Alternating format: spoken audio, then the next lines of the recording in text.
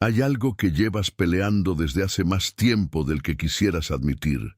No es un enemigo que viene de afuera, no es una persona que te hace daño, no es una circunstancia que puedas cambiar con suficiente esfuerzo o suficiente estrategia.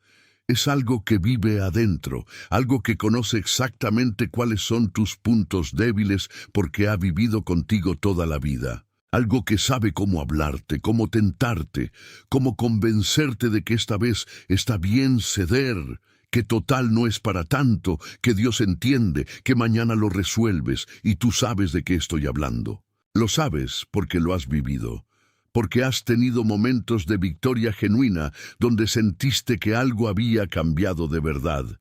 Y luego, días después, volviste a caer en lo mismo, porque has orado con lágrimas pidiéndole a Dios que te cambie, y la oración fue real y el arrepentimiento fue sincero, pero la batalla no terminó. Porque has escuchado mensajes, has leído libros, has ayunado, has hecho todo lo que te dijeron que hicieras, y aún así hay algo dentro de ti que no termina de morir. Eso tiene un nombre en la Biblia, la carne. Y hoy vamos a hablar de ella sin rodeos, sin suavizar lo que es, sin reducirla a una lista de comportamientos que hay que evitar. Vamos a entender qué es realmente, cómo opera y, lo más importante, cómo se mata de verdad. No cómo se suprime temporalmente, no cómo se esconde debajo de la religiosidad para que nadie la vea, cómo se mata. Pero, ¿y si te dijera que el problema no es que seas débil? ¿Y si te dijera que la razón por la que la batalla contra la carne se siente tan imposible no es falta de voluntad, ni falta de espiritualidad, ni falta de amor a Dios, sino que la mayoría de nosotros hemos estado peleando esa guerra con las armas equivocadas? Gálatas 5:16 lo dice con una claridad que debería cambiar todo. Digo pues, andad en el Espíritu, y no satisfaréis los deseos de la carne. No dice, lucha contra la carne con todas tus fuerzas. No dice, reprime la carne con disciplina extrema. No dice, avergüénzate de la carne hasta que desaparezca. Dice, andad en el Espíritu, y como consecuencia natural de eso, no satisfaréis los deseos de la carne. La victoria no viene de atacar directamente lo malo. Viene de alimentar tan profundamente lo bueno que lo malo pierde su poder de atracción. Eso es, o la clave más liberadora que has escuchado en mucho tiempo, o la verdad que más resistencia va a encontrar en tu interior. Porque cambia completamente la estrategia. Y cambiar la estrategia, después de años peleando de la misma manera, no es fácil. Pero quiero contarte algo sobre alguien antes de continuar. Era un hombre con una historia que nadie elegiría, criado en un ambiente de violencia y confusión de identidad, con una fuerza física sobrenatural que le fue dada por Dios para un propósito específico, pero con una debilidad de la carne tan consistente, tan documentada, tan devastadora en sus consecuencias, que terminó costándole los ojos, la libertad y casi la vida. No lo voy a llamar un fracasado. La Biblia tampoco lo llama así, lo llama juez de Israel, lo incluye en el capítulo de la fe en Hebreos, pero su historia es también uno de los retratos más honestos que existen en las Escrituras sobre lo que le ocurre a un hombre ungido por Dios cuando no aprende a matar la carne. Tenía el Espíritu de Dios sobre él, eso es innegable. Cuando el Espíritu venía sobre él, hacía cosas que ningún ser humano sin intervención divina podría hacer. Pero había momentos en que el Espíritu venía sobre él y momentos en que él elegía caminar según la carne. Y cada vez que elegía la carne, la distancia entre él y su destino se hacía más grande. Hasta que un día, en el regazo de una mujer que nunca le tuvo amor genuino, entregó el secreto de su unción. Y cuando se despertó, el texto dice algo que debería hacernos temblar. No sabía que Jehová ya se había apartado de él. No sabía. Ese hombre era Sansón. Y lo que su historia nos enseña sobre la carne no es que seamos malos, es que la carne tiene una capacidad de adormecernos que es más peligrosa que su capacidad de destruirnos. Primero te duerme, luego te destruye. Y en el punto intermedio entre los dos hay un momento en que ya no sabes cuándo fue que Dios se quedó callado. Esa es la guerra que estamos enfrentando hoy, y vamos a aprender a ganarla de verdad. Sé honesto contigo mismo por un momento. Si este tema te está tocando, no es casualidad. Y si sientes que alguien más necesita este mensaje, ese pensamiento que tuviste ahora mismo es una señal. Compártelo, dale like y escribe en comentarios: quiero vivir en el Espíritu de verdad. Eso nos dice que estás aquí, que estás listo, y eso nos impulsa a seguir. Quédate conmigo, porque a lo largo de este mensaje voy a revelarte verdades que van a sacudir lo que creías saber sobre la batalla entre la carne y el espíritu. Y lo mejor, lo guardo para el final. Necesito que entiendas algo antes de que avancemos. La carne no es tu cuerpo. Eso es lo primero que hay que corregir, porque mucha gente ha crecido con una teología que trata el cuerpo físico como el enemigo, que lo ve como algo sucio, como algo que hay que castigar, como algo que mientras más lo mortifiques, más espiritual te vuelves. Y esa confusión ha producido décadas de culpa mal dirigida, de religiosidad exterior vacía y de creyentes que se odian a sí mismos en lugar de entender realmente contra qué están peleando. Cuando Pablo habla de la carne en Gálatas, no está hablando de músculo y hueso. Está hablando de algo mucho más profundo y mucho más difícil de detectar. Está hablando de la naturaleza caída, del sistema interno de valores, deseos, reflejos automáticos y patrones de pensamiento que heredamos de Adán y que operan de manera independiente a la voluntad de Dios. Es la parte de nosotros que aprendió a sobrevivir, a satisfacerse, a protegerse y a buscar control mucho antes de que conociéramos a Cristo, y que después de conocerlo no desapareció automáticamente. Eso es la carne. Y entenderlo correctamente cambia todo. 1. Lo que la carne realmente es y cómo opera en ti. Volvamos a Sansón por un momento, pero quiero que lo veas desde un ángulo que probablemente nunca has considerado.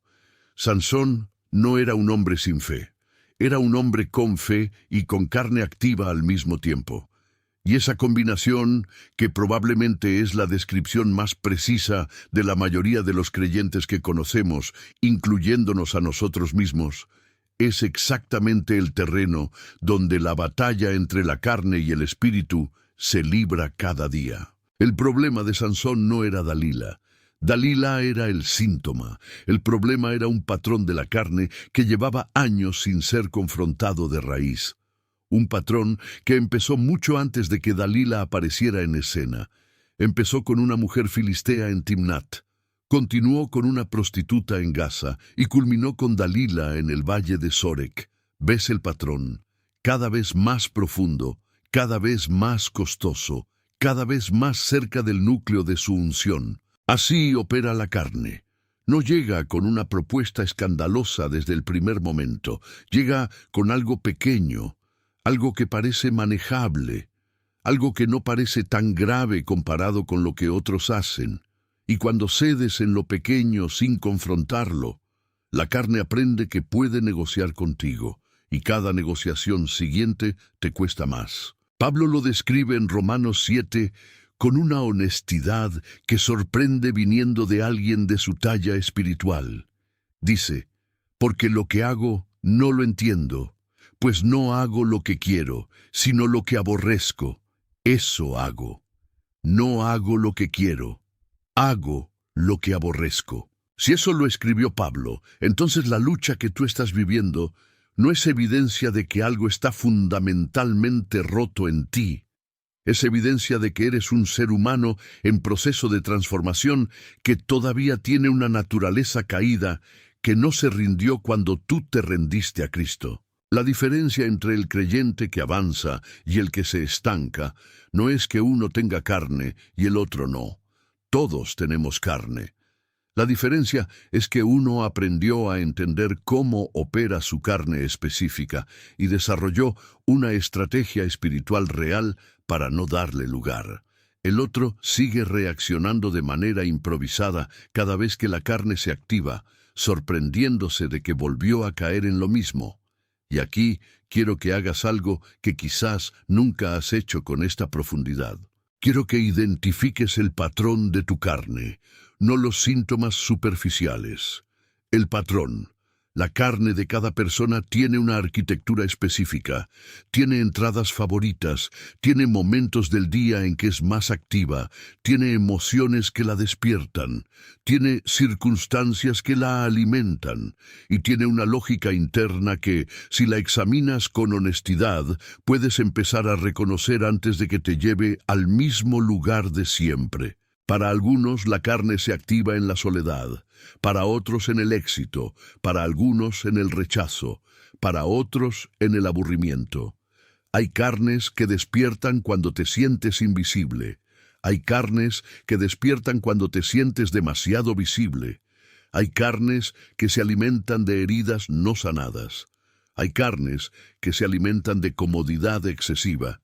Y mientras no conozcas el patrón específico de la tuya, vas a seguir siendo sorprendido por ella en los mismos puntos de siempre. Sansón conocía su fuerza, pero nunca estudió su debilidad. Y eso fue lo que lo destruyó. No la falta de unción, la falta de autoconocimiento espiritual. Gálatas 5 describe con precisión las obras de la carne, no como una lista de pecados para que te condenes, como un mapa de diagnóstico para que puedas identificar dónde opera la tuya. Inmoralidad, impureza, lujuria, idolatría, hechicería, enemistades, pleitos, celos, iras, contiendas, disensiones, herejías, envidias, homicidios, borracheras, orgías. Y añade, y cosas semejantes a estas. Nota eso, y cosas semejantes a estas. Porque la carne no se limita a una lista cerrada. La carne es creativa, se adapta, se disfraza. A veces se viste de celo espiritual cuando en realidad es orgullo herido. A veces se viste de discernimiento cuando en realidad es juicio y crítica. A veces se viste de humildad cuando en realidad es miedo al rechazo. La carne religiosa es la más peligrosa de todas, porque es la más difícil de ver. Y aquí es donde la instrucción de Gálatas 5:16 se vuelve tan radical y tan liberadora al mismo tiempo. Pablo no dice, estudia la carne para combatirla directamente. Dice, anda en el Espíritu, camina en el Espíritu, haz del Espíritu el ambiente en que te mueves. Y cuando hagas eso, no satisfarás los deseos de la carne, no porque la carne desaparezca, sino porque en la presencia activa y constante del Espíritu, los deseos de la carne pierden la atracción que necesitan para arrastrarte. Es como intentar encender fuego en un ambiente sin oxígeno. El fuego no desaparece porque alguien lo apague directamente. Desaparece porque el ambiente en que necesita operar ya no existe. Cuando tú caminas en el Espíritu de manera consistente, cuando su presencia es el oxígeno de tu vida diaria, y no solo el oxígeno de emergencia que buscas cuando ya caíste, el ambiente interior en el que la carne necesita operar empieza a cambiar, y lo que antes te arrastraba con facilidad empieza a tener menos poder sobre ti. No porque seas más fuerte, sino porque el espíritu es más grande que la carne, y cuando él tiene el espacio que le corresponde, la carne simplemente no puede competir. Eso no ocurre de un día para otro, ocurre en el proceso de una vida orientada deliberadamente hacia el espíritu. Una decisión a la vez, un momento a la vez, una elección a la vez. Y cada vez que eliges el espíritu sobre la carne en los momentos pequeños, estás construyendo algo, estás edificando una arquitectura interior que con el tiempo hace que las elecciones grandes sean más naturales. porque ya entrenaste el músculo en lo pequeño. Sansón nunca entrenó ese músculo. Tenía poder sobrenatural, pero nunca desarrolló la disciplina espiritual que ese poder requería para sostenerse a largo plazo. Tú puedes hacer algo diferente. Puedes empezar hoy, no mañana cuando las circunstancias sean más favorables, no después de que resuelvas lo que tienes pendiente. Hoy, en el momento en que la carne se active y tú reconozcas el patrón y elijas, con un acto consciente de tu voluntad sostenido por la gracia del Espíritu, ir en la dirección contraria. Ese momento pequeño es más poderoso de lo que crees, porque es exactamente ahí, en ese instante de elección, donde se decide quién tiene el control de tu vida. Hay una pregunta que necesito hacerte antes de continuar. ¿Cuántas veces has decidido cambiar? No lo pienses como acusación, piénsalo como diagnóstico. ¿Cuántas veces te has levantado de una caída? ¿Te has arrodillado delante de Dios con el corazón genuinamente arrepentido y has dicho, esta vez es diferente, esta vez de verdad, esta vez no vuelvo a ese lugar? Y lo decías en serio, no era actuación, no era religiosidad de fachada, era real. Y sin embargo, semanas después, o meses después, o quizás días después, volviste a estar en el mismo lugar, con la misma vergüenza, con la misma conversación interna de cómo pude caer otra vez, con la misma promesa de que esta vez sí. Si eso describe algo de tu historia, quiero que sepas algo importante antes de que avancemos. No eres un caso perdido. Eres un creyente que todavía no ha entendido la diferencia entre arrepentimiento y transformación, entre decidir no hacer algo y ser cambiado en la raíz de por qué lo haces. Y esa diferencia lo cambia absolutamente todo. 2. La diferencia entre suprimir la carne y crucificarla. Existe una imagen en Gálatas 5:24 que la mayoría de nosotros leemos de paso, sin detenernos a procesar lo que realmente está diciendo. Pero los que son de Cristo Jesús han crucificado la carne con sus pasiones y deseos. Han crucificado. Tiempo pasado. No están en proceso de crucificar, no están intentando crucificar. Han crucificado. Y la imagen que Pablo elige no es accidental. Es la imagen más violenta, más lenta y más definitiva que el mundo romano conocía. La cruz no era una ejecución rápida, era un proceso largo y doloroso de rendición total. El crucificado no podía escapar, no podía negociar, no podía posponer, solo podía rendirse completamente hasta que todo terminara. Eso es lo que Pablo dice que le ocurre a la carne en la vida del creyente que realmente camina en el Espíritu. No supresión, crucifixión. Y aquí está la diferencia que necesitas entender, porque es donde la mayoría se pierde. Suprimir la carne significa empujar el deseo hacia adentro, taparlo, cubrirlo con disciplina religiosa, con ocupación constante, con reglas y más reglas que crean una estructura de contención exterior, y mientras la estructura se mantiene, parece que funciona. La persona parece cambiada, parece libre, pero la carne no está muerta, está contenida. Y todo lo que está contenido bajo presión eventualmente encuentra una salida. Por eso hay líderes espirituales que viven décadas bajo una estructura religiosa rígida y un día todo explota de una manera que deja a todos en shock.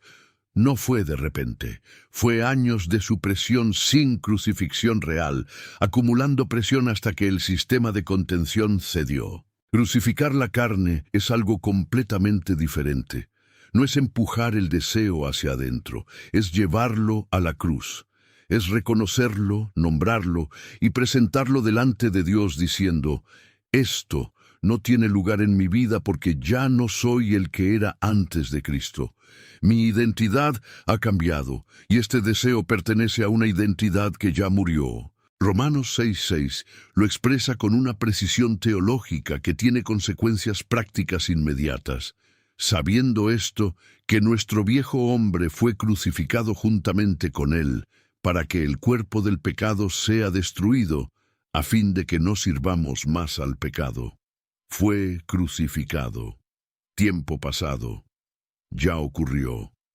En la cruz de Cristo, tu viejo hombre, tu naturaleza caída, tu identidad anterior al Evangelio, ya fue ejecutada. El problema no es que no haya ocurrido.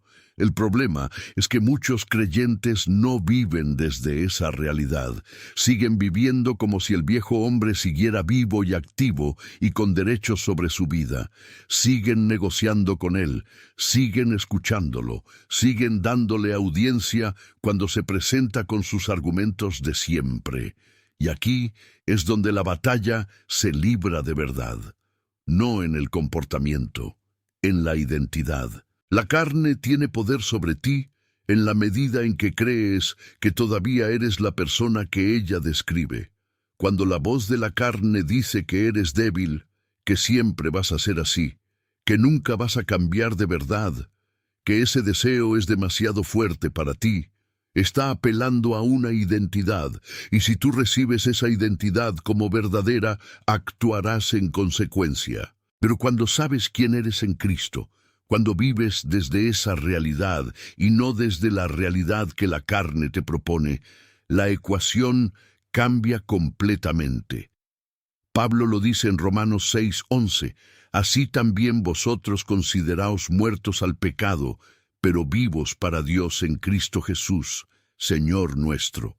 Consideraos, es un acto deliberado de la mente, no un sentimiento que esperas que llegue solo. Es una decisión de cómo te vas a ver a ti mismo, de qué identidad vas a habitar, de qué historia vas a creer sobre quién eres. Y esto nos lleva a algo que quiero que entiendas sobre cómo opera la tentación de la carne en términos prácticos. La carne siempre ataca la identidad antes de atacar el comportamiento. Siempre, sin excepción. Antes de que hagas algo que sabes que no debes hacer, hay un momento previo donde la carne te presenta una versión de ti mismo que lo haría. Te dice, tú eres alguien que necesita esto. Tú eres alguien que no puede resistir esto. Tú eres alguien que ha fallado tantas veces en esto que ya no tiene sentido seguir intentando. Y si recibes esa narrativa, si la dejas entrar y la tratas como verdad, el comportamiento que viene después es simplemente la consecuencia lógica de lo que ya ocurrió en el nivel de la identidad. Antes de continuar, necesito preguntarte algo importante. ¿Estás recibiendo estos mensajes con regularidad? Porque lo que estamos compartiendo aquí no es contenido que se consume de paso. Es palabra que necesita raíz en tu vida. Y si aún no estás suscrito a este canal, quiero pedirte que lo hagas ahora mismo, no mañana, ahora. Porque ese pequeño acto de decir sí a seguir escuchando la palabra de Dios en este espacio es también una forma de decirle sí a Él. Y cuando lo hagas, escribe en los comentarios, ya estoy suscrito. Si ya estás suscrito, esa frase que vas a escribir no es un trámite, es una declaración.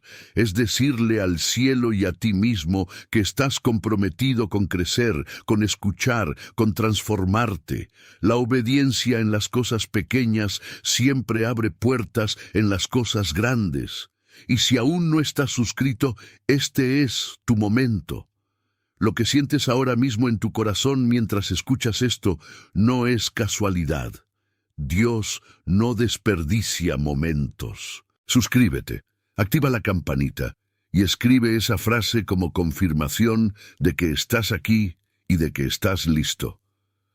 Ahora volvamos a donde estábamos, porque lo que viene es donde todo empieza a tomar forma real en tu vida diaria. La respuesta a la ofensiva de la carne sobre tu identidad no es solo resistirla con fuerza de voluntad, es reemplazarla activamente con la verdad de lo que Dios dice sobre ti. Es lo que en teología se llama renovación de la mente. Romanos 12:2. No os conforméis a este siglo, sino transformaos por medio de la renovación de vuestro entendimiento. La palabra griega que se traduce como transformaos es metamorfó, de donde viene metamorfosis.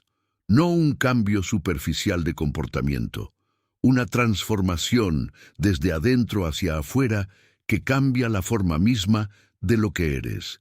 Y esa metamorfosis ocurre en la mente, en el nivel de los pensamientos, en el nivel de la identidad. Cuando tú llenas tu mente deliberada y consistentemente con la verdad de quién eres en Cristo, cuando esa verdad se convierte en el lente a través del cual interpretas tus tentaciones y tus caídas y tu proceso, la carne pierde su argumento más poderoso. Ya no puede convencerte de que eres la persona que describe, porque tú sabes desde adentro quién eres realmente. Y desde esa certeza de identidad, crucificar la carne deja de ser un acto de fuerza bruta contra ti mismo. Se convierte en un acto de congruencia, en decir, esto no va con quien soy, no porque esté prohibido, sino porque no me pertenece. Pertenece a una persona que ya murió en la cruz con Cristo. Esa es la crucifixión real, no el esfuerzo religioso, la rendición de identidad. Y cuando ocurre de verdad, cuando no es solo doctrina, sino realidad vivida, la libertad que sigue no se parece a nada que hayas experimentado antes. No es la libertad tensa de quien está conteniendo algo por fuerza. Es la libertad tranquila de quien sabe que lo que lo ataba ya no tiene poder sobre él, no porque la tentación haya desaparecido, sino porque tú ya no eres la persona que esa tentación está buscando.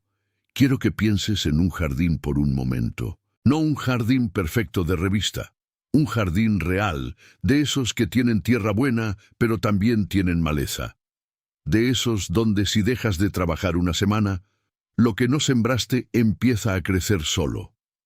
De esos donde la diferencia entre un jardín florecido y un jardín invadido no es talento ni suerte, sino una sola cosa. ¿A qué le dedicas tiempo y atención de manera constante? Lo que riegas, crece. Lo que ignoras, muere. Y lo que muere deja espacio para que crezca lo que sembraste o para que crezca lo que llegó solo.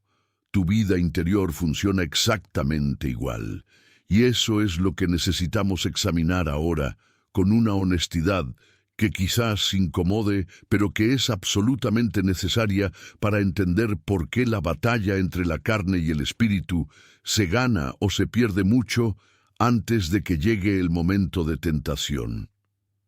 3. Lo que alimentas es lo que gobierna. Hay una historia en el Antiguo Testamento que casi siempre se cuenta desde el ángulo equivocado. Se cuenta como la historia de un hombre que tuvo éxito, como el ejemplo de la fidelidad recompensada, como el testimonio de alguien que pasó por el fuego y salió sin olor a humo. Y todo eso es verdad. Pero hay una dimensión de esta historia que casi nadie examina. Una dimensión que habla directamente a la batalla que estamos explorando hoy. Era un joven, llevado a la fuerza a una tierra extranjera, separado de su familia, de su cultura, de todo lo que conocía desde niño, puesto en un ambiente donde los valores que le habían enseñado eran exactamente opuestos a los valores que el sistema que lo rodeaba promovía, donde la presión para conformarse era constante, sofisticada y venía disfrazada de oportunidad. No era presión burda, era presión elegante, era el tipo de presión que te ofrece una mesa en el palacio del rey, una educación de élite, un nombre nuevo, una identidad nueva, todo lo que cualquier joven en su situación habría recibido como una bendición sin cuestionarlo. Pero este joven hizo algo que el texto describe con una sencillez que oculta su profundidad radical. Propuso en su corazón no contaminarse. Antes de que llegara la prueba, antes de que se presentara la tentación específica de la carne del rey, Antes de que hubiera una crisis visible que requiriera una decisión de fe heroica, este joven tomó una decisión en el nivel más profundo de su ser, en el corazón, en el lugar donde se forma la identidad y se establecen los valores que van a gobernar el comportamiento cuando la presión llegue. Propuso, decidió de antemano, estableció un estándar interior antes de necesitarlo. Y cuando llegó el momento de la prueba, no tuvo que improvisar, no tuvo que luchar con toda su fuerza contra una tentación que lo tomó por sorpresa. La decisión ya estaba tomada. El corazón ya estaba establecido. Solo tuvo que vivir desde lo que ya había determinado en su interior. Ese joven era Daniel. Y lo que su historia nos enseña sobre la batalla contra la carne es algo que va mucho más allá de no comer cierta comida. Nos enseña que la victoria en los momentos de alta presión se prepara en los momentos de baja presión, cuando no hay tentación activa, cuando todo está relativamente tranquilo, cuando la carne no está gritando, ni jalando, ni presionando. Ese es el momento en que se construye o se destruye la capacidad de resistir cuando sí llegue la presión. Daniel propuso en su corazón en un momento de relativa calma, y esa proposición interna fue lo que lo sostuvo cuando llegó el foso de los leones, cuando llegó el horno de fuego para sus amigos, cuando llegó décadas de presión constante en un ambiente que nunca dejó de intentar moldearlo a su imagen. Ahora aplica eso a tu vida. ¿Qué estás proponiendo en tu corazón en los momentos tranquilos? ¿Qué estás alimentando en el silencio de tu vida interior cuando nadie te está mirando y la carne no está activamente presionando? ¿Qué tipo de pensamientos estás permitiendo que se instalen y se hagan cómodos en tu mente? ¿Qué estás consumiendo con tus ojos, con tus oídos, con las conversaciones que eliges tener y las que evitas? ¿Qué estás sembrando en ese jardín interior en los días ordinarios? Porque lo que siembras en los días ordinarios es lo que cosechas en los días extraordinarios. Gálatas 6, 7 y 8 lo dice con una claridad que no deja espacio para la negociación. No os engañéis, Dios no puede ser burlado, pues todo lo que el hombre sembrare, eso también segará. Porque el que siembra para su carne, de la carne segará corrupción, mas el que siembra para el Espíritu, del Espíritu segará vida eterna. Todo lo que el hombre sembrare, no algunas cosas, no las cosas grandes y visibles, todo, cada pensamiento que permites, cada contenido que consumes, cada conversación que alimentas, cada hábito que construyes o destruyes, cada momento de devoción genuina o de devoción fingida, todo es siembra, todo produce cosecha. Y aquí está la verdad que más incomoda en esta enseñanza. Muchos creyentes están sembrando para la carne de manera constante y luego orando para cosechar del Espíritu. Y cuando la cosecha llega y es lo que sembraron, se preguntan ¿por qué Dios no los libera? ¿Por qué la batalla es tan dura? ¿Por qué no hay victoria duradera en su vida? No es que Dios no quiera liberarlos. Es que la ley de la siembra y la cosecha opera con una precisión que no discrimina entre creyentes y no creyentes. Opera igual para todos. Y si siembras para la carne, cosecharás de la carne, sin excepción. Pero la otra cara de esa misma ley es igualmente poderosa. Si siembras para el Espíritu de manera consistente, cosecharás vida del Espíritu. Y esa cosecha no es solo resistencia a la tentación, es transformación. Es el fruto del Espíritu que Pablo describe en el mismo capítulo de Gálatas. Amor, gozo, paz, paciencia, benignidad, bondad, fe, mansedumbre, templanza. Nota que Pablo llama a eso fruto, no logros, no victorias ganadas a fuerza de esfuerzo, fruto. Algo que crece naturalmente cuando el árbol está bien plantado, bien regado, bien expuesto a la luz. Y ahí está la clave que transforma completamente la estrategia de la batalla contra la carne. No se trata de luchar más fuerte contra lo malo, se trata de sembrar más consistentemente para lo bueno, de regar el árbol correcto, de exponer tu vida interior de manera deliberada y constante a la presencia y la palabra y la comunión con el Espíritu de Dios. Porque cuando el fruto del Espíritu está maduro en tu vida, cuando el amor de Dios llena tu corazón y la paz que sobrepasa todo entendimiento guarda tu mente y el gozo del Señor es tu fortaleza, la carne simplemente no tiene el mismo poder de atracción que tenía cuando ese espacio estaba vacío. No porque hayas peleado más fuerte, sino porque ya no hay hambre del tipo de alimento que la carne ofrece. Estás lleno de algo mejor, algo que la carne no puede imitar, ni reemplazar, ni competir con él en el corazón de alguien que lo ha probado de verdad. Daniel propuso en su corazón, regó el jardín correcto desde el principio, y cuando llegaron las pruebas más grandes de su vida, no tuvo que buscar una fe que no tenía, tuvo que simplemente vivir desde la que había estado cultivando todos esos años en silencio.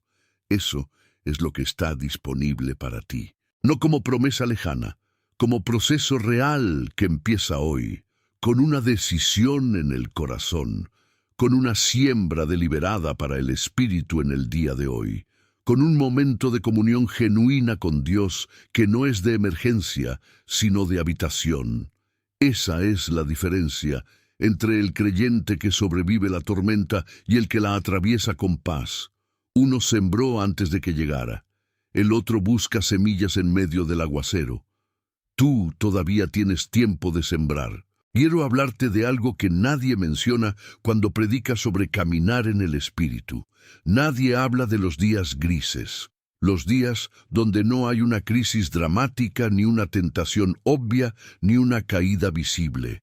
Los días donde simplemente estás cansado, donde la devoción se siente rutinaria, donde abres la Biblia y las palabras están ahí, pero no aterrizan en ningún lugar profundo, donde oras y el cielo se siente como techo de concreto, donde hacer lo correcto no se siente heroico ni significativo, sino simplemente agotador. Esos días son donde la batalla real se decide, no en los momentos de tentación dramática, en los días grises donde nadie te ve y el esfuerzo no se siente recompensado, y la carne susurra que para qué tanto si total no está pasando nada extraordinario. Sembrar en los días grises es el acto de fe más subestimado en la vida cristiana. Y Pablo lo entendía, no desde la teoría, desde la experiencia de alguien que pasó años en circunstancias que habrían justificado completamente rendirse. Y en Gálatas 6:9 escribió algo que parece sencillo, pero que es en realidad una de las instrucciones más poderosas de todo el Nuevo Testamento. No nos cansemos, pues, de hacer el bien, porque a su tiempo segaremos si no desmayamos. Si no desmayamos. Esa condición lo cambia todo. La cosecha está garantizada. El tiempo de segar llegará. Pero hay una condición que depende de ti. No desmayar. No soltar la siembra en los días donde no ves resultados. No abandonar el proceso porque la cosecha todavía no es visible, y eso requiere algo que la cultura espiritual moderna rara vez enseña con honestidad. Requiere raíz. Jesús lo dijo en la parábola del sembrador. La semilla que cayó en pedregales creció rápido y con entusiasmo visible, pero cuando llegó el sol se secó porque no tenía raíz. No fue la tentación lo que la mató. Fue la ausencia de profundidad lo que la hizo vulnerable al calor. Muchos creyentes tienen entusiasmo espiritual, pero no tienen raíz. Tienen experiencias emocionales genuinas con Dios, pero no tienen una vida de comunión constante que haya desarrollado profundidad interior. Y cuando llega el calor, cuando llegan los días grises, cuando la carne presiona y el espíritu parece callado, no hay raíz que lo sostenga. La raíz no se construye en los cultos de avivamiento. Se construye en el cuarto a solas, en la disciplina diaria de buscar a Dios cuando no tienes ganas, en la siembra constante para el espíritu en los días ordinarios, que nunca van a aparecer en ningún testimonio, pero que son los que determinan quién eres cuando nadie te está mirando. Daniel no se convirtió en el hombre que sobrevivió el foso de los leones en el momento en que cayó en el foso. Se convirtió en ese hombre en los años de oración 3 veces al día que nadie vio, ni aplaudió, ni celebró. La raíz se formó en el silencio. La victoria fue visible ante todos. Así funciona siempre, y esto es lo que quiero que te lleves de todo lo que hemos explorado en este bloque. Matar la carne de verdad no es un evento, es un estilo de vida. Es la decisión diaria de sembrar para el espíritu, incluso cuando no sientes que está produciendo nada. Es proponer en tu corazón antes de que llegue la presión. Es regar el jardín correcto en los días ordinarios para que en los días extraordinarios el fruto ya esté maduro. No necesitas más fuerza de voluntad. Necesitas más raíz. Y la raíz crece en un solo lugar. En la presencia constante y deliberada del Espíritu de Dios en tu vida cotidiana. No como recurso de emergencia, como ambiente permanente. Ese es el secreto que Daniel vivió, que Pablo enseñó desde la cárcel, que Jesús mismo modeló levantándose antes del amanecer para estar a solas con el Padre. La victoria sobre la carne no se gana el día que resistes. Se ganó el día que sembraste. Hay una pregunta que quiero hacerte y que necesita una respuesta honesta. ¿Cuándo fue la última vez que el Espíritu Santo te incomodó? No cuando te consoló, no cuando te dio paz en medio de la tormenta, no cuando confirmó algo que ya querías hacer de todas formas, sino cuando te detuvo, cuando te señaló algo que preferirías no ver, cuando habló con una claridad que no dejaba espacio para la negociación, y tú tuviste que decidir si lo escuchabas o lo ignorabas, porque esa incomodidad no es un problema, es una señal de vida. El espíritu que no incomoda nunca es un espíritu que no está operando en las áreas donde la carne todavía tiene territorio. Y si llevas mucho tiempo sin sentir esa incomodidad, puede significar una de dos cosas. O has madurado tanto espiritualmente que ya no hay áreas de carne sin rendir, lo cual es extraordinariamente raro. O te has vuelto tan experto en ignorar su voz que ya casi no la escuchas. Y esa segunda posibilidad es la que necesitamos examinar hoy. Aprender a escuchar al Espíritu antes de que la carne grite. Existe un momento en la vida de uno de los apóstoles más cercanos a Jesús que casi nunca se examina desde este ángulo. No es el momento de la negación. Ese lo conocemos todos. Pedro negando a Jesús 3 veces junto al fuego, el gallo cantando. Las lágrimas amargas. Esa parte la hemos escuchado muchas veces y nos ha enseñado mucho sobre la fragilidad humana y la restauración de Dios. Pero hay un momento antes de ese momento que es donde realmente se perdió la batalla. Jesús les dijo esa noche en el huerto de Getsemaní algo que no era sugerencia ni consejo opcional. Era instrucción directa de alguien que sabía exactamente lo que se avecinaba. Les dijo: velad y orad para que no entréis en tentación. El espíritu a la verdad está dispuesto, pero la carne es débil.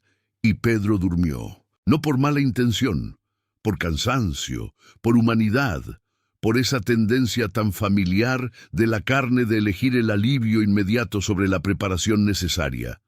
El sueño no era pecado en sí mismo, Pero en ese momento específico era la señal de que Pedro estaba escuchando a su carne en lugar de escuchar al Espíritu que le pedía que velara.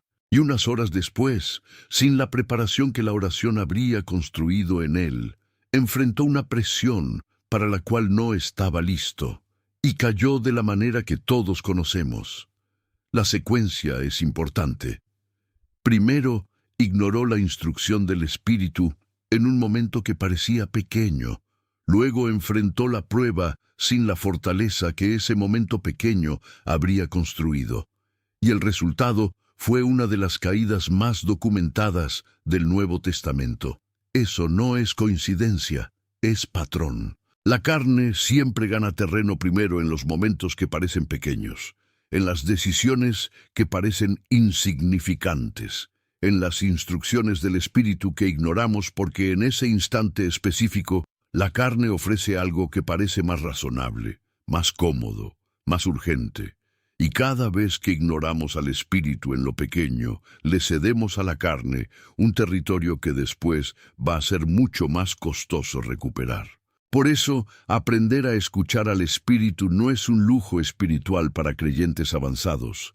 Es la habilidad más fundamental y más práctica que existe para ganar la batalla contra la carne. Pero aquí viene algo que necesito decirte con cuidado, porque es donde muchos se confunden. Escuchar al Espíritu no siempre suena como una voz audible, ni como una experiencia sobrenatural dramática. La mayoría de las veces suena como algo mucho más silencioso, como una incomodidad interior que no puedes explicar del todo cuando estás a punto de hacer algo que sabes que no debes. Como una pausa que aparece en tu mente en el momento en que la carne está jalando hacia una dirección. Como una pregunta suave que surge desde adentro.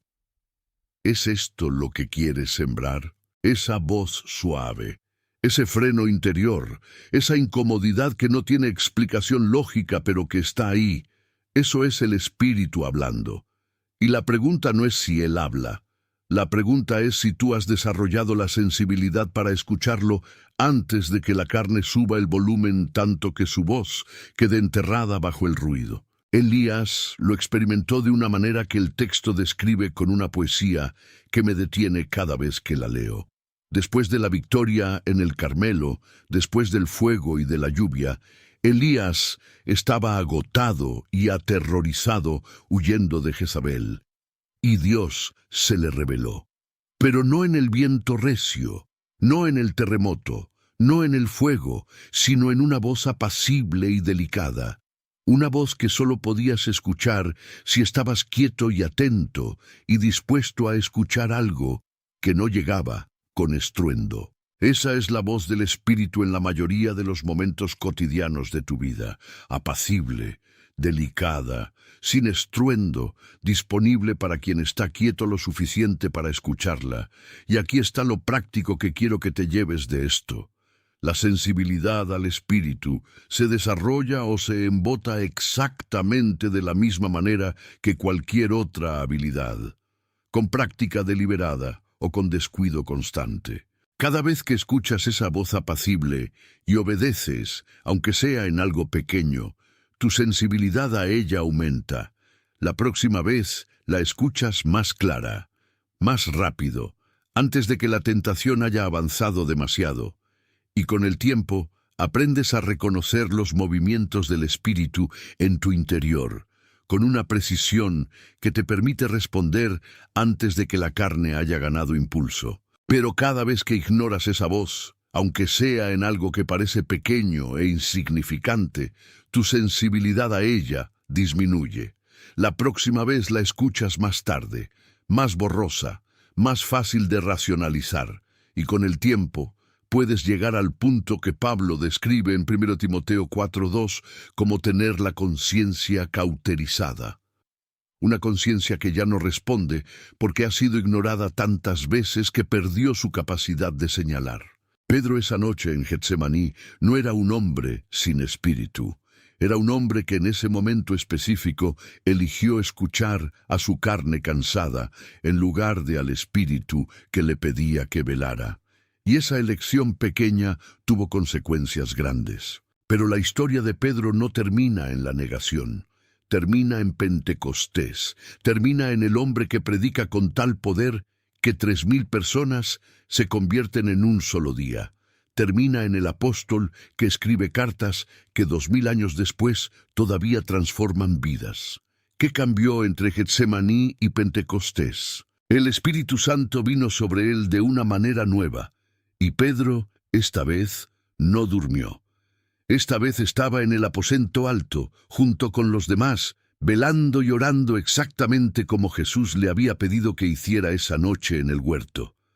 Aprendió la lección, no sin dolor, pero la aprendió. Y esa es la invitación que este mensaje te hace hoy. No a ser perfecto, no a no volver a fallar nunca, sino a desarrollar la sensibilidad al Espíritu que te permita escuchar su voz antes de que la carne tome impulso. A obedecer en lo pequeño para estar preparado en lo grande. A velar y orar no como reacción a la crisis, sino como estilo de vida que construye la fortaleza interior que la crisis va a requerir. La voz apacible está hablando ahora mismo. La pregunta es si estás quieto suficiente para escucharla. Quiero que te quedes con algo que hemos estado construyendo a lo largo de todo este mensaje. No es una técnica, no es una fórmula de 5 pasos.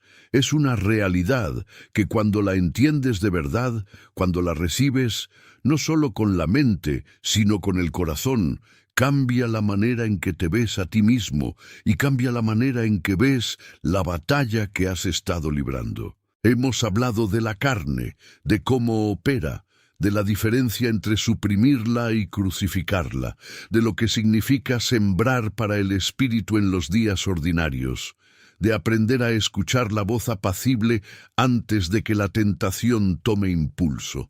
Y ahora quiero llevarte al lugar donde todo esto converge, al lugar donde la batalla no se gana con más esfuerzo, sino con más rendición. 4. El espíritu que vive en ti es más grande que la carne que peleas. Hay una verdad en el Nuevo Testamento que creo que es la más subestimada de todas las verdades que un creyente puede conocer. No es una verdad difícil de encontrar. Está escrita con claridad. Está disponible para cualquiera que abra su Biblia. Pero hay una diferencia enorme entre leerla y vivir desde ella.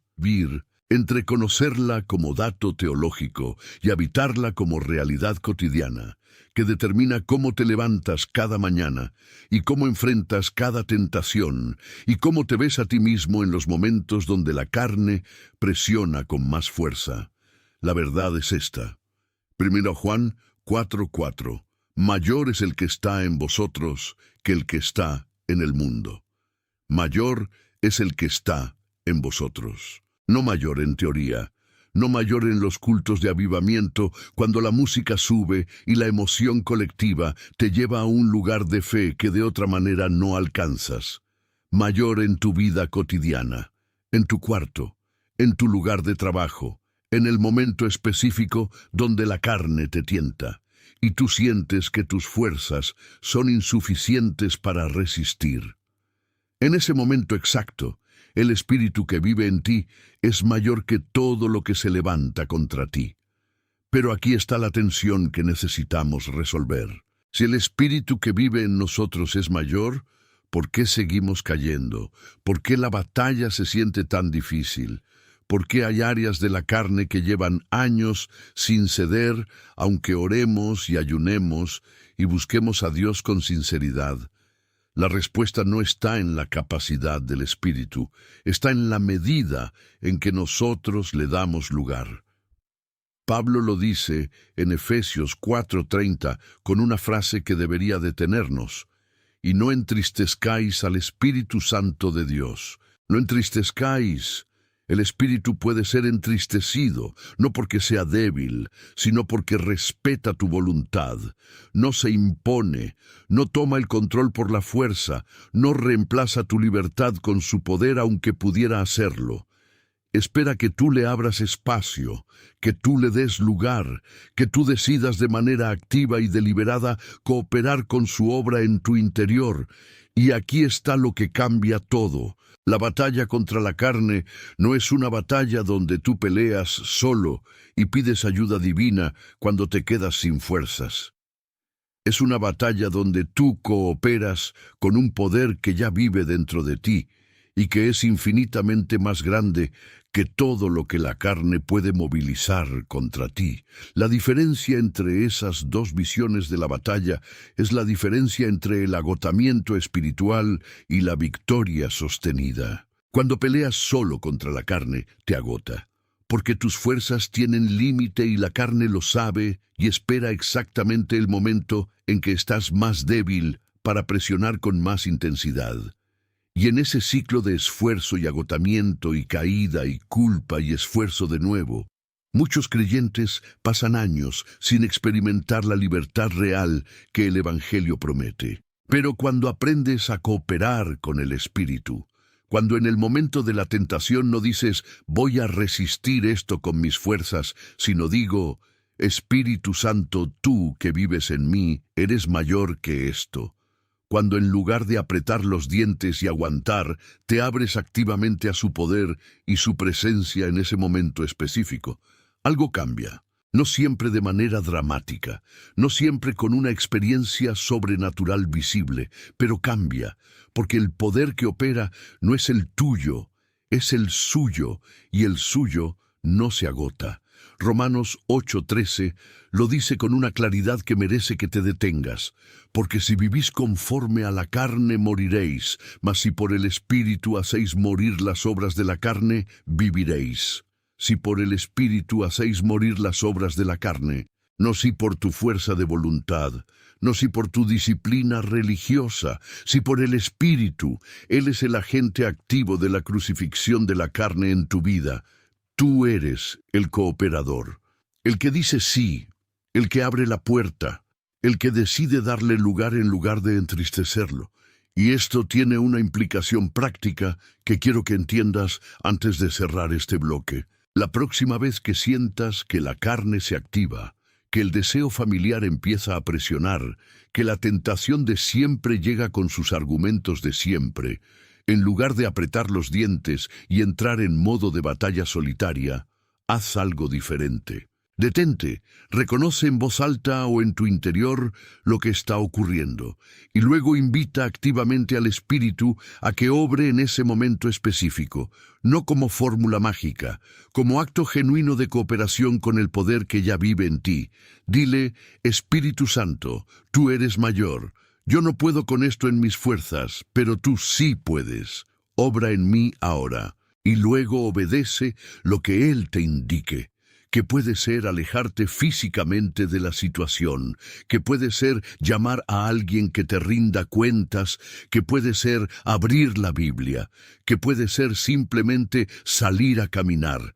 Lo que sea que el Espíritu señale en ese momento, obedécelo, rápido, sin negociar, sin pedir tiempo para pensarlo, porque la victoria sobre la carne casi siempre se decide en los primeros segundos, en el momento inmediatamente después de que la tentación se presenta y antes de que hayas empezado a alimentarla con tu atención y tu imaginación y tu razonamiento. En esos primeros segundos, cooperar con el Espíritu es la diferencia entre la victoria y la caída. No porque seas perfecto, sino porque Él lo es, y Él vive en ti. Eso no es doctrina para consolarte en los momentos difíciles. Es la realidad más poderosa que existe sobre tu vida como creyente. El mismo Espíritu que resucitó a Jesús de entre los muertos habita en ti. Romanos 8:11.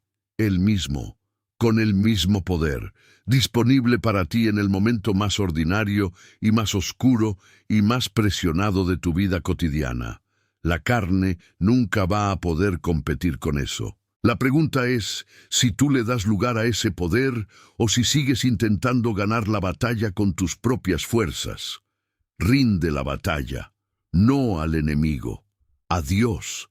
Esa Es la victoria que nadie te puede quitar. Hemos llegado al final de este mensaje, y quiero cerrar de la misma manera en que empezamos, sin adornos innecesarios, sin un cierre empaquetado que suene bien, pero que se evapore en 5 minutos. Con honestidad, hemos recorrido juntos un camino que no fue fácil. Vimos a Sansón, ungido y poderoso, destruido no por un enemigo externo, sino por una carne que nunca confrontó de raíz. Vimos la diferencia real entre suprimir la carne y crucificarla, entre cambiar el comportamiento y transformar la identidad. Vimos a Daniel proponer en su corazón antes de que llegara la prueba y cosechar una victoria que ningún ambiente hostil pudo quitarle. Vimos a Pedro ignorar la instrucción del Espíritu en Getsemaní y caer horas después, y luego verlo transformado en Pentecostés, cuando finalmente aprendió a velar y orar. Y vimos la verdad más poderosa de todas, que el Espíritu que vive en ti es mayor que todo lo que la carne puede movilizar contra ti. Una sola verdad atravesando cada historia, cada pasaje, cada principio. La victoria sobre la carne no viene de pelear más fuerte, viene de rendirse más completamente al Espíritu que ya vive en ti. Y ahora mismo, antes de que este mensaje termine, quiero hablarte directamente. Si hay un área de tu vida donde la carne ha tenido territorio por demasiado tiempo, hoy es el día, no mañana. No después de que te sientas más preparado, o más espiritual, o más digno de la libertad que Dios tiene para ti. Hoy, ahora, con la carne todavía presente, y la batalla todavía activa, y las fuerzas todavía insuficientes, si dependieran solo de ti. Porque la libertad que el Espíritu ofrece no espera a que tú estés listo, espera a que tú te rindas. Y rendirse no es debilidad, es la decisión más valiente que un creyente puede tomar. Es decirle a Dios, yo no puedo con esto en mis fuerzas, pero tú sí puedes. Obra en mí, transforma lo que yo no he podido transformar, crucifica lo que yo he estado solo suprimiendo, llena el espacio que la carne ha ocupado con tu presencia y tu poder y tu espíritu. Esa oración, hecha desde un corazón genuino, mueve el cielo. Quiero pedirte algo antes de que te vayas. Escribe en los comentarios esta declaración con fe, con intención, como una semilla plantada hoy en tierra fértil delante de Dios y de todos los que van a leer lo que escribiste. Hoy mismo decido rendirme al Espíritu Santo de Dios y dejar de pelear con mis propias fuerzas la batalla que solo Él puede ganar en mí. Escríbela. No la pienses solamente, porque hay algo en el acto de declarar lo que crees que lo convierte de pensamiento en compromiso. Y ese compromiso tiene peso, tiene valor, tiene testigos en el cielo y en la tierra. Si este mensaje te habló, si algo de lo que escuchaste hoy movió algo en ti que llevaba tiempo sin moverse, suscríbete a nuestro canal y activa la campanita para que YouTube te avise cuando subamos un nuevo mensaje como este. Porque hay más. Más profundidad, más verdad, más palabra que necesitas en este proceso de transformación. Y queremos estar ahí contigo en cada paso. Comparte este mensaje con 3 personas, un amigo, un familiar, un hermano de la iglesia, alguien que sabes que está peleando esta batalla en silencio y que necesita escuchar que no está solo y que hay una manera de ganarla de verdad. Nunca sabes a quién puedes levantar con solo un clic. Y para cerrar, quiero dejarte con una palabra que es al mismo tiempo promesa y ancla y declaración de lo que Dios tiene para ti. Filipenses 1:6. Estando persuadido de esto, que el que comenzó en vosotros la buena obra, la perfeccionará hasta el día de Jesucristo. El que comenzó. La perfeccionará, no tú, Él. Tu parte es cooperar. Su parte es completar. Y Él no abandona lo que comenzó. Te espero en el siguiente video. Que Dios te bendiga.